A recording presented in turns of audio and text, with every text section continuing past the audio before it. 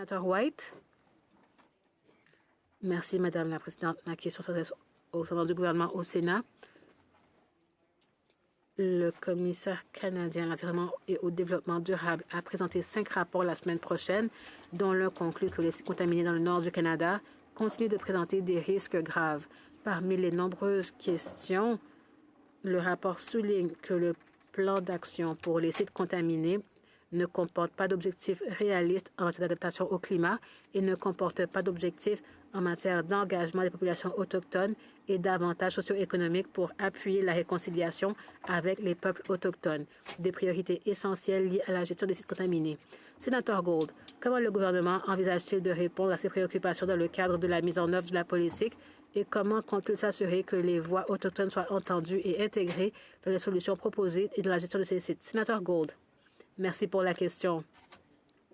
La recommandation de la Commission pour l'environnement et le développement durable va permettre à nos ministères autochtones d'assurer leur participation dans les programmes de rémédiation. Cela signifie qu'il y aura une rémédiation adéquate et des opportunités économiques pour les Autochtones et il y aura aussi des régions du Nord beaucoup plus saines. Le gouvernement explore des moyens d'augmenter la participation autochtone et de s'assurer qu'ils bénéficient eux aussi de ces travaux de rémédiation. Sénatrice White.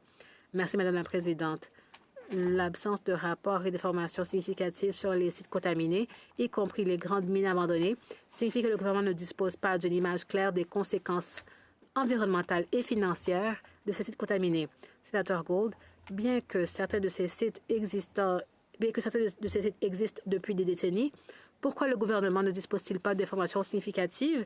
Aussi, que fait le gouvernement pour s'assurer de cette première étape importante pour qu'elle soit franchie?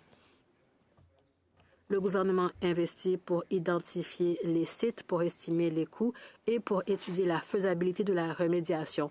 Depuis 2005, plus de 24 000 sites contaminés ont été identifiés et le gouvernement a fermé plus de 75% d'entre eux, ce qui signifie qu'ils ne posent plus un risque et on continue le progrès pour les autres sites.